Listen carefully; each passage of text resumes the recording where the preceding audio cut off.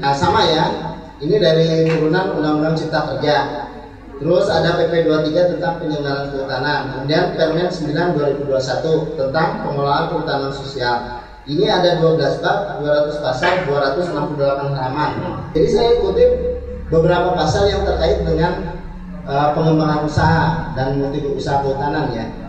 Jadi kalau multi usaha kehutanan itu munculnya di sini di Undang-Undang Cipta Kerja dan di PP 23. Kalau di P9 ini nggak muncul kata itu. Karena apa? Karena penerapan multi usaha kehutanan di perhutanan sosial itu sudah berjalan kan. Jadi KUPS itu kan mencerminkan satu produk, betul nggak? Ya kan? Padahal dalam satu KPS, dalam satu kelompok perhutanan sosial ada banyak unit usahanya ya. Nah itu sudah menerapkan multi usaha juga. Kalau di perhutanan sosial. Jadi tapi kalau cari di undang-undang ini di P9 nggak ada tuh multi usaha kehutanan. Yang adanya pengembangan usaha ya. Jadi kalau ini babnya ini ya, kita masuk saja ke sini. Jadi kalau Bapak Ibu mungkin sudah tahu ya, kalau persetujuan perhutanan sosial itu diberikan kepada perorangan, kelompok tani dan koperasi. Terus jangka waktunya sudah tahu kan, paling lama 35 tahun. Oke ya. Nah ini saya beberapa saya kutip terkait dengan rencana pengembangan usaha ya. Rencana pengembangan usaha itu kaitannya dengan kalau di rencana kelola perhutanan sosial kan Bapak Ibu susun setelah setelah persetujuan itu turun, Bapak Ibu membuat rencana kelola perhutanan sosial ya. Berapa tahun itu? 35 tahun Pak. Ya, itunya 35 tahun, tapi rencana kelolanya 10 tahun Pak. 10 tahun. Itu. Kemudian kalau RKT-nya 1 tahun sekali. Berarti kalau selama 35 tahun kira-kira berapa kali dibuat RKPS-nya? Berapa? Rencana RKPS-nya aja yang 10 tahunan berapa kali? 4 kali kan? 4 kali, 10 tahun habis, 20 tahun habis, 30 tahun habis, yang 5 tahunnya sisanya kan? Bonus. Enggak, dibuat juga rencananya. Jadi Bapak Ibu, nah ini yang paling lama tahun berapa ya keluar LPHD ini? 2017 Pak. 2017 ya? Nah berarti 2026 ya? 2026 sudah harus buat lagi. Artinya melanjutkan yang perlu dilanjutkan, merevisi yang harus direvisi ya, atau meniadakan hal-hal yang kegiatan yang sudah tidak perlu dilakukan ya. Kan ada monitoring evaluasinya per 5 tahun kan, nanti tiap 5 tahun tuh ada evaluasi. Nah terkait dengan ini di dalam RKPS itu ada rencana pengembangan usahanya. Nah ini rencana pengembangan usahanya itu harus meliputi jenis produk, jasa yang akan diusahakan apa, kemudian bentuk produk yang akan dipasarkan apa, sertifikasi produknya, kemudian promosi, pemasaran, pengembangan dari usaha, akses permodalan dan pengembangan usaha. Mungkin ini terkait dengan nanti tahapan-tahapan ini akan ada kaitannya dengan yang nanti Pak Diki jelaskan. Ada di materi-materi yang terkait dengan bauran pasar, ada terkait dengan nanti lingkungan pasar ya, ada juga nanti terkait dengan strategi pemasaran nanti saya di terakhir, ada juga yang terkait dengan identifikasi ya. Kalau identifikasi mungkin ini nanti besok tuh identifikasi produk multi usaha kehutanan. Untuk perhutanan sosial ada poinnya di rencana ini, di rencana RKPS-nya identifikasi terhadap jenis produk jasa yang akan diusahakan. Nah seperti apa caranya nanti besok ya. Oke. Kemudian di dalam rencana pengembangan usaha itu ada yang harus diperhatikan yaitu potensi arealnya, kemudian kebutuhan masyarakatnya, kemudian kebutuhan pasar terkait produk atau jasanya. Pertanyaannya begini, kenapa Bapak harus menjaga kelestarian sumber daya alam? Supaya apa? Supaya apa Pak? Supaya apa Bu? Mengapa Bapak dan Ibu di setiap penyuluhan atau apa yang terkait dengan pengelolaan hutan desanya harus melestarikan sumber daya hutannya. Kenapa?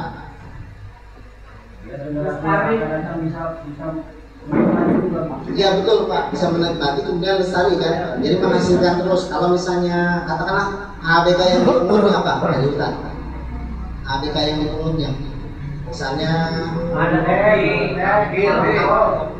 kopi, misalnya katakanlah kopi ya. Jadi potensi areal ini yang perlu dijaga kelestariannya supaya suplai bahan baku misalnya terkait kopi itu terus menerus. Karena kalau usaha itu kan enggak, menurut Bapak gimana? Misalnya hari ini kopinya berproduksi, musim depan enggak, musim depan berproduksi lagi, musim depan enggak lagi. Itu gimana kira-kira terkait usahanya? Enggak berjalan kan? Ya. Misalnya Bapak pengolahan untuk buat green bean misalnya, yang pengupasan dari kulitnya ya, kulitnya menjadi biji namanya, biji kopi. Itu misalnya dalam satu musim digunakan, musim depan nggak digunakan, musim depan lagi digunakan, kira-kira alatnya terpelihara nggak? Dan itu ongkos juga kan? Ongkos, artinya makanya di potensi areal ini yang perlu diperhatikan, apakah nanti memenuhi skala ekonominya enggak. Ya bahan baku ya bahasa ininya apa ya, rantai pasoknya gitu Pak, rantai pasok. Jadi pasokan sumber bahan baku itu harus terus menerus gitu. Makanya potensi arealnya harus dihitung dulu gitu ya. Kemudian kebutuhan masyarakatnya. Nah, kebutuhan masyarakatnya mungkin secara luas ya. Kalau kira-kira kopi dibutuhkan nggak? Sangat dibutuhkan ya. Berarti potensi ekonominya juga ada terus menerus ya. Jadi karena kebutuhan masyarakat, dan itu bukan kita saja yang di lingkungan lokal ya. Walaupun produknya di lokal kita, tapi orang yang membutuhkannya banyak gitu ya. Kalau misalnya ini sudah sedikit kait dengan materi sih. Kalau misalnya mau mengusahakan suatu produk, kemudian jumlahnya 1.000 orang misalnya yang membutuhkan, kira-kira bagus nggak Pak? Bagus Pak, banyak itu Pak. 1.000 orang sedikit Pak kalau untuk konsumen. Ya kalau banyak ya.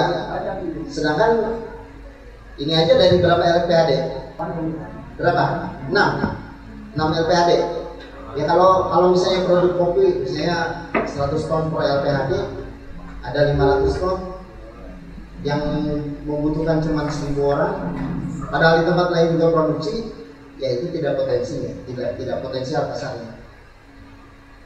Kemudian ini kegiatan pengembangan usaha perhutanan sosial itu meliputi penguatan kelembagaan, pemanfaatan hutan, pengembangan kewirausahaan, kerjasama pengembangan usaha. Penguatan kelembagaan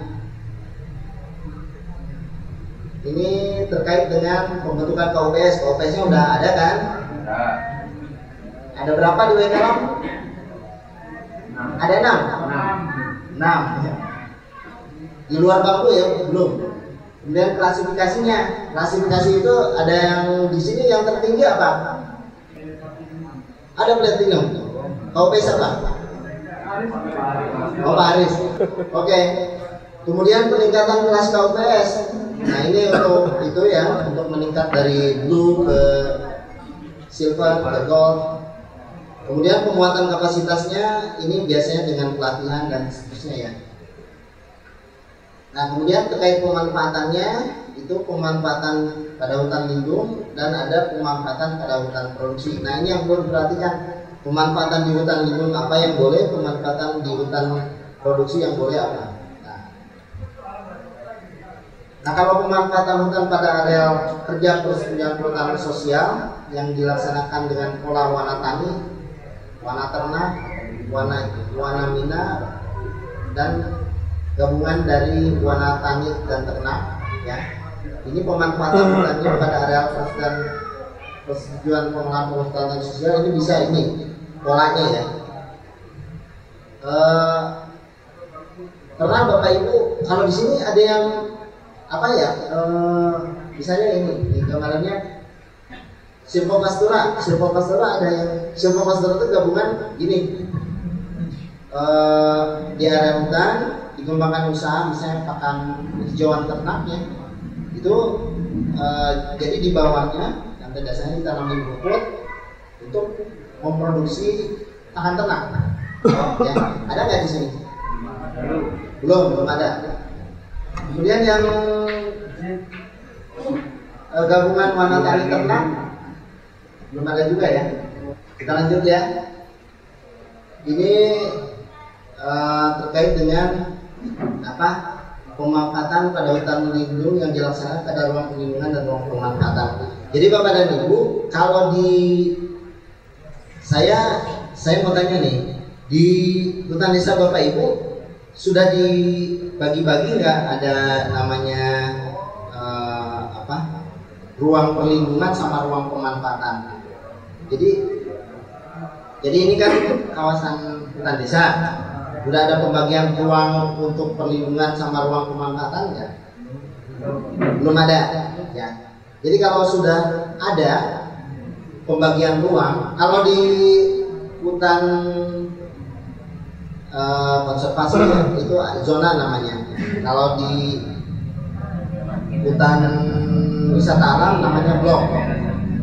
Nah kalau di istilah perhutanan sosial itu namanya ruang. Jadi ruang pemanfaatan dan ruang perlindungan. Ya, apa yang boleh di ruang pemanfaatan, apa yang boleh di ruang perlindungan. Yang boleh di ruang perlindungan itu pemanfaatan jasa lingkungan dan pemungutan hasil hutan kayu. Ya, kemudian kalau di ruang pemanfaatan yang boleh ini pemanfaatan kawasan, pemanfaatan jasa dan pemungutan. Jadi kalau walaupun di hutan desa, kemudian statusnya hutan lindung, kalau sudah dibagi ruangnya di dalamnya ada ruang perlindungan, itu tidak boleh ada pemanfaatan kawasan. Ya. Ya, sudah ada.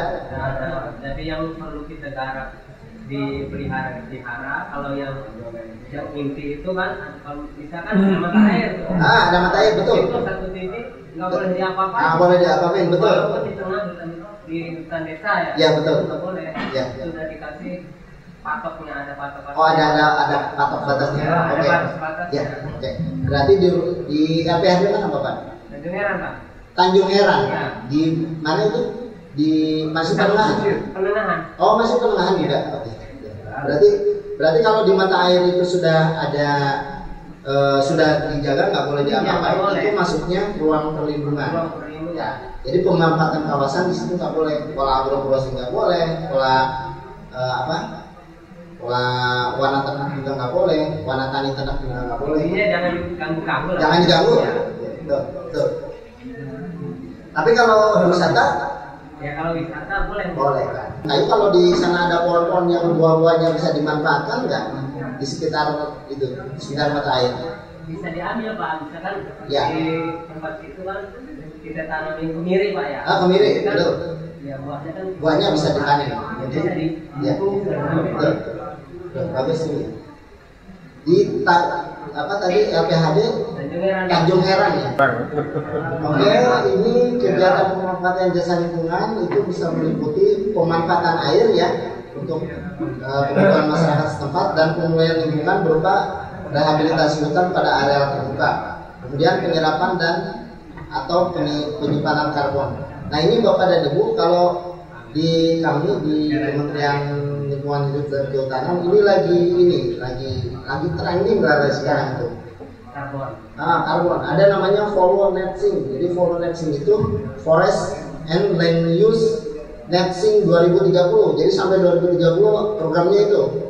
Jadi bagaimana menghitung, ya salah satunya cadangan karbon mungkin ya. Karena menghitung berapa karbon yang terlepas, berapa karbon yang terserap, berapa karbon yang disimpan. Ya. Tapi itu materi bagus Pak. Tapi mungkin mudah-mudahan kedepannya itu arahnya ke sini nanti kita. Karena sampai 2030 di KLHK Polnetsin 2030 itu programnya. Kemudian kalau pemanfaatan air sudah biasa ya Pak ya, Bu, Ibu sama Bapak ya, sudah terbiasa. Kemudian pemulihan lingkungan, kalau rehabilitasi sudah ada yang pernah melakukan? Sudah pernah. Oke, kemudian ini pemanfaatan kawasan hutan lindung pada ruang pemanfaatan. Nah ini berarti terkait dengan budidaya ya. Terkait dengan budidaya tanaman obat. Tanaman obat apa aja kalau di sini? Jahe dengan apa? Kunyit ya. Kecut, temulawak, oke.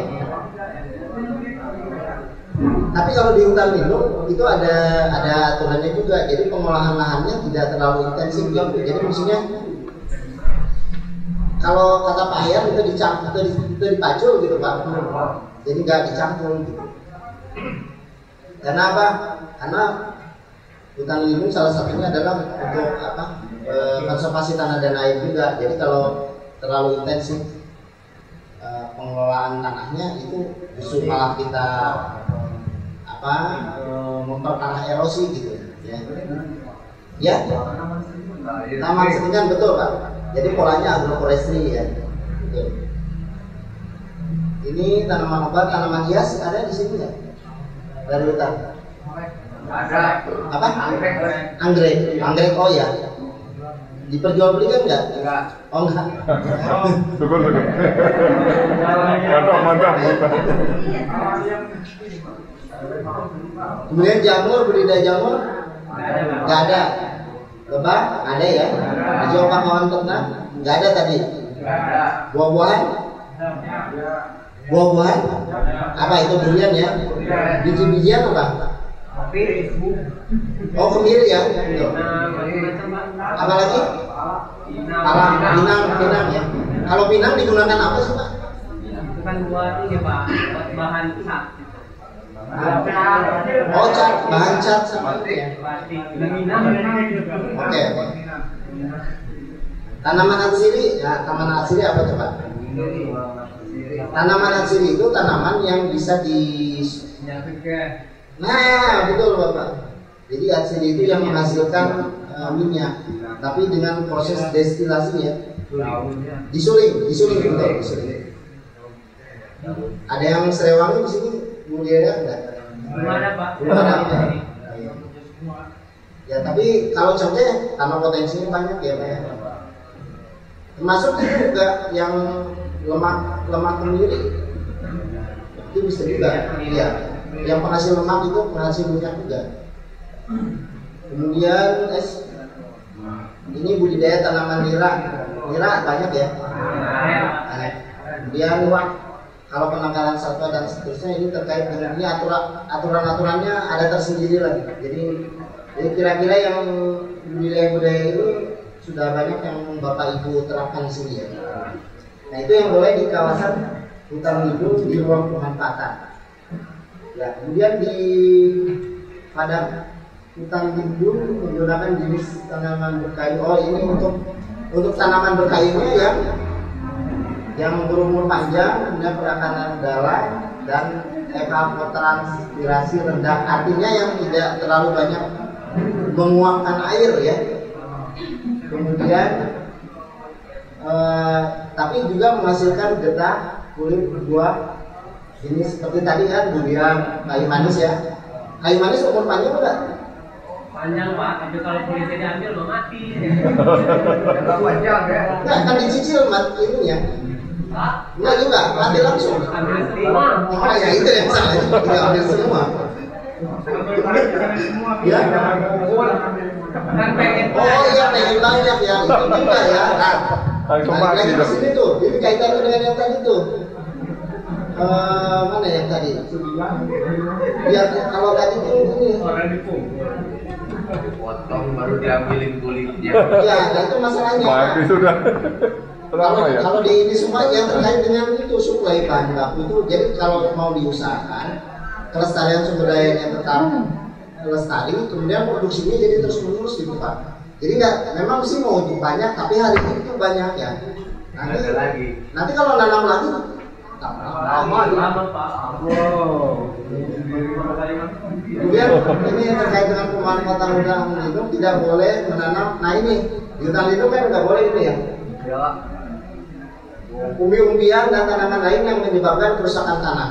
Nah di sini ada yang tanam porang nggak? Orang nggak ada Pak. Nggak ada ya. Di Bogor banyak. Di pokoknya Jawa Barat banyak nih. Bawa bibitnya Pak. Tapi untuk apa porang yang tidak ditanam, yang maksudnya yang alam gitu. Nggak ada Pak di sini. Nggak ada. Oh nggak ada. Nggak ada. Oh nggak ada. Oke. Kalau bunga bangkai banyak gitu. Oh bunga bangkai ya. Kalau itu mah apa Amorphophallus ya. Sama juga sih itu Amorphophallus cuma jenisnya lain. Kegiatan pemanfaatan jasa lingkungan, pemanfaatan jasa air, jasa aliran air. Kira-kira jasa aliran air buat apa? Buat masyarakat Pak. Betul Bapak, itu kincir listrik kan? Iya betul, aliran air buat kincir listrik. Nah itu jasa lingkungannya. Bisa pembangkit tenaga air. Ya, disebutnya mikrohidro, pernah dengar nggak? Mikrohidro, jadi maksudnya pembangkit listrik skalanya kecil, hanya untuk beberapa rumah gitu. Kemudian pemanfaatan air, jelas ini airnya ya. Kemudian wisata alam, kemudian pembangunan sarana wisata alam, pelindungan keanekaragaman hayati, pemulihan lingkungan, penyerapan dan penyimpanan karbon. Kalau ini terkait dengan konservasi biasanya, kalau ini yang sudah berkembang wisata alamnya bisa juga dimanfaatkan untuk pengadaan sarana dan prasarana wisata alam. Tapi di mana tadi ini di hutan lindung yang kurang pemanfaatannya. Nah kemudian ini untuk pemungutannya hampir sama dengan tadi ya, baik di ruang pemanfaatan maupun di ruang lindung hampir sama tadi. Karena ini HBK. Nah ini Bapak dan Ibu, jadi maksudnya yang tadi itu ketika mau diusahakan harus memperhatikan ini, penata usaha hasil kayunya. Ini ada aturan tersendiri yang mungkin di sini Bu Ana ahlinya, Pak Diki ya, itu ahlinya untuk terkait penata usaha hasil hutan. Ya jadi ini juga yang nanti harus diperhatikan ketika kita akan mengusahakan mengembangkan usaha dari hasil hutan baik hasil hutan bukan kayu maupun jasa lingkungan. Kemudian ada lagi PNBP. Jadi ada yang sudah merasakan diterapkannya PNBP enggak dari pengelolaan desa atau belum? Memang untuk memotivasi berkembangnya usaha terkait dengan yang berhubungan dengan perhutanan sosial biasanya tidak langsung diterapkan ya untuk PNBP karena ada dilihat dulu ininya alur usahanya apakah sudah berjalan atau enggak. Ini ada dalam P9, masih kita bicara P9 ya. Ini ada pengembangan kewirausahaan ya. Pengembangan kewirausahaan itu meliputi kegiatannya untuk peningkatan produksi, peningkatan nilai tambah produk, promosi dan pemasaran produk, dan akses pemodalan. Untuk kegiatannya peningkatan nilai tambah produk bertujuan untuk meningkatkan kualitas produk untuk dijual dan membangun kepercayaan konsumen. Nanti ada kaitannya dengan inovasi, materi inovasi di panitia besok ya terkait inovasi. Jadi ada nilai tambah. Kalau nilai tambah itu maksudnya gimana Pak? Kalau kopi biasa dijual basah, misalnya kopi baru dipetik dijual langsung harga berapa tuh? Misalnya 20 ribu misalnya. Nah nilai tambah disebut ada nilai tambah kalau Bapak Ibu kupas dulu, dikeringkan dulu, baru dijual bijinya. Berapa misalnya? 30. Jadi nilai tambahnya di situ. Ya. Ya. Tapi nanti ada lagi kalau di pemasaran itu ada nilai tambah yang sifatnya komparatif. Komparatif itu jadi di sini di wilayah ini nggak ada, yang nggak ada di tempat lain tapi ada di sini, atau sedikit ada di tempat lain sedikit, di sini banyak. Apa? Vanili Misalnya vanili ya, misalnya vanili. Keunggulan disebutnya nilai tambah komparatif itu, keunggulan komparatif. Kalau di sini nggak ada, di sini ada ya banyak, di tempat lain nggak ada. Nah itu keunggulan komparatif. Jadi kita dijual kemana aja pasti laku, ya. Dijual kemana aja pasti laku karena di tempat lain nggak ada. Itu keunggulan komparatif, ya. Itu nilai tambahnya, nilai tambah produk yang sifatnya komparatif. Di tempat sekarang ada, di sini, di tempat lain nggak ada. Tapi kalau yang kok ada lagi yang kompetitif, di tempat lain ada, di kita ada. Gimana caranya supaya kita lebih kompetitif, lebih bersaing? Karena di tempat lain ada, di kita ada. Misalnya tadi Pak KPH mencontohkan pisang, cara ngolahnya ada di sini, bahan bakunya banyak di sini, tapi di tempat ini juga banyak. Nah, bagaimana supaya punya nilai tambah kompetitif? Gimana coba salah satunya? Inovasi, Pak. Harus ada masukan teknologi yang bisa memunculkan inovasi, menghasilkan inovasi. Jadi ada input teknologi, kemudian bisa bersaing. Nanti ada di apa ya, Pak Diki? Pokoknya pelajaran Pak Diki lah itu besok. Hari ini juga sih.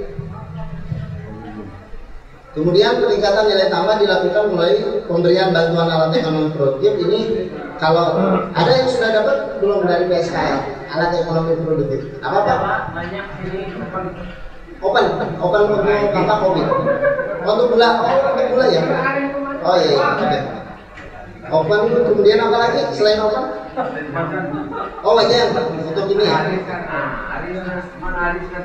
Kemudian kegiatan sertifikasi produk ada yang, nah ini memang terkait sertifikasi termasuk yang mungkin kalau ditempuh bagus ya, artinya karena itu untuk kestandaran ya. Sertifikasi itu biasanya terkait dengan SME juga ya. Kemudian promosi produk mana yang sudah dilakukan di sini? Produk-produknya ada yang sudah semua, temu usaha udah. Dengan siapa temu usahanya? Banyak. Pameran udah. Kemudian katalog produk udah punya. Ya. Media elektronik udah. Promosi elektroniknya udah. Nanti kan ada, kalau memungkinkan kita mau simulasikan untuk ya praktek sedikit lah untuk promosi ya. Nanti Bapak Ibu bikin foto-foto yang bagus, video yang bagus, kita bikin. Kalau di sini sinyal internetnya bagus nggak? Bagus. Jaringannya ya Telkomsel aja ya. Oke. Nah Bapak dan Ibu, ini jadi kalau yang siapa yang sudah mengikuti pelatihan ini, pendampingan perhutanan sosial, ada nggak di sini? Ada nggak? Belum ada. Belum ada, benar? Pelatihan pendampingan perhutanan sosial. Oh belum? Ya nggak apa-apa sih. Ini salah satu materi di pendampingan perhutanan sosial. Jadi salah satunya pendampingan akses pasar. Jadi kalau di kegiatan pendampingan akses pasar itu ada persiapan akses pasar, ada akses pasar dan pemasaran, kemudian membangun jejaring usaha. Nah ini juga terkait dengan ini nih. Nah jadi ada kegiatan-kegiatannya yang bisa dilakukan di persiapan akses pasar, itu menyiapkan perizinan penunjuk usaha ya, karena untuk berusaha itu ada perizinan juga yang harus kita persiapkan. Kemudian melakukan survei pasar. Nah, tadi saya ketika Pak KPH bilang di sini di sini pisang banyak, semua orang sudah bisa buat pisang. Nah, kenapa susah memasarkan? Kenapa coba? Kenapa coba Pak? Kira-kira kenapa susah memasarkan? Ya susah pemasaran itu karena nggak ada pembeli kan? Nggak ada pembeli itu. Ya, begini, nggak ada pembeli itu apa karena memang tidak ada yang mau makan keripik pisang? Apakah pertanyaan ada atau tidak? Ada yang mau? Atau gini, dibalik. Apakah keripik pisang itu dimakan semua orang? Iya kan? Seharusnya ada yang beli kan? Ya seharusnya ada yang beli. Kita yang produksi seharusnya ada yang beli. Karena apa? Orang makan semua kan? Nah kenapa ketika kita produksi nggak ada yang beli? Promosi pemasaran. Nah karena target konsumennya. Siapa sih yang mau beli produk pisang? Nah itu yang harus dicarinya dengan cara apa? Dengan cara survei dulu. Lakukan survei. Ya survei pasar. Survei pasarnya gimana? Nanti kalau di yang tingkat lanjut mungkin ini dipelajari. Tapi kalau di sini belum mungkin Pak ya. Jadi harus tahu dulu konsumennya. Bagaimana tahu konsumennya? Ya kita harus cari dulu. Harus survei dulu pasarnya. Bagaimana caranya? Banyak caranya. Ya, termasuk nanti dari media sosial juga bisa dianalisis. Ya. Nah kemudian membuat katalog produk sudah ya. Kemudian memilih kanal promosi dan transaksi, memilih saluran promosi juga banyak. Ada yang media sosial. Apakah media sosial efektif? Kita lihat efektif atau enggak. Apakah dengan membuat leaflet efektif atau enggak? Apakah dengan langsung jual direct selling apakah efektif atau tidak? Nanti kita pelajari. Maksudnya kita pelajari efektivitasnya. Nanti dipilih yang paling efektif. Nah, kemudian memahami cara pemasaran. Ya, kalau pemasaran kan sekarang ada dua ya, bisa konvensional, bisa dengan digital. Nah, ini kegiatan yang tadi perizinan pendukung itu memang tergantung dari jenis produk yang biasanya ya. Kemudian dari perizinan usahanya terkait hasil hutan bukan kayu, kemudian pemanfaatan kawasan dan seterusnya, ini juga yang harus diurus. Jadi kalau di sini model usaha yang itu bisa menjelaskan bagaimana sebuah perusahaan atau KUPS yang membuat, menyalurkan atau mendapatkan keuntungan dari nilai tambah yang diberikan kepada konsumen. Ya. Boleh saja ibu misalnya model usahanya langsung jual. Misalnya produksi kopi katakanlah gini 400 ton satu tahun, karena nggak punya gudang, daripada busuk ya, daripada nggak ada yang beli, lebih baik jual murah. Ya itu memang karena model bisnisnya begitu ya, kebanyakan misalnya katakanlah jadi tengkulak ya istilahnya. Misalnya tengkulak nggak hargain berapa aja, pokoknya diterima aja gitu. Nah itu memang model bisnisnya begitu. Tapi ada yang model bisnisnya biar dari 400 itu nanti saya mau olah menjadi green bean ya, menjadi biji kopi, itu setengahnya gitu. Setengahnya saya olah, keringkan, saya jual biji, yang lainnya saya lepas dalam bentuk bahan baku. Artinya di dalam jual basah gitu ya. Jual basah disebutnya. Kalau di sini sistemnya Pak, dari ngambil itu kan kita jemur dulu tuh. Oh, jemur dulu. Iya, udah kering, dari gelondongan itu. Nah. Barusan kalau kita mau stok dari situ. Oh ya, jadi ada proses pengeringan dulu ya. Pengeringan dulu. Sebelum dikuliti. Sebelum di green bean gitu. Oh, sebelum di green bean. Oke. Ya. Kita menyetokannya bukan dari green bean, dari penutupan itu Pak. Oh iya, jadi yang masih ada kulitnya tapi ya, dalam bentuk kering. Ya, Oke. Berarti model bisnisnya memang begitu. Jadi artinya berarti model bisnisnya Bapak membuat nilai tambah minimal bisa disimpan agak lebih lama kan? Ya, dari situ kita cari harga yang agak lebih tinggi. Ya. Betul. Artinya mahal nih, kita keluarin. Ya. Kan murah. Oke, di stop ya. Tapi ada batas waktunya mungkin kan? Kalau kopi minimal Pak 2 tahun 3 tahun kuat. Oh masih kuat. Kalau iya. kering, Oke. tempatnya kering. Oke, Ya, kuat. oke, berarti itu benar. Jadi model bisnisnya itu yang disebut model bisnis ya. Jadi itu yang disebut model bisnis Pak siapa? Dua. Pak tadi? Ya Pak Supani ya. Ya itu juga kalau modal kita kecil Pak, kalau kecil mah sama aja. Jadi dia langsung ya. Apa butuh? Ya artinya pilihan model bisnis itu bisa seperti itu. Ada lagi yang bisa misalnya boleh juga misalnya setelah dikeringkan kemudian kulitnya jadi green bean, dijual green beannya boleh, misalnya green beannya nanti dijadikan bubuk ya, ada bubuk, jadi tapi bubuknya bubuk setengah jadi ya, atau bubuk langsung jadi bisa dikonsumsi, itu namanya model bisnis. Jadi setiap penambahan nilai tambah yang dilakukan oleh pelaku usaha itu kalau UBS itu supaya sampai konsumen yang seperti apa, nah itu namanya model bisnis. Oke. Nah nanti ini di praktikum nanti di terakhir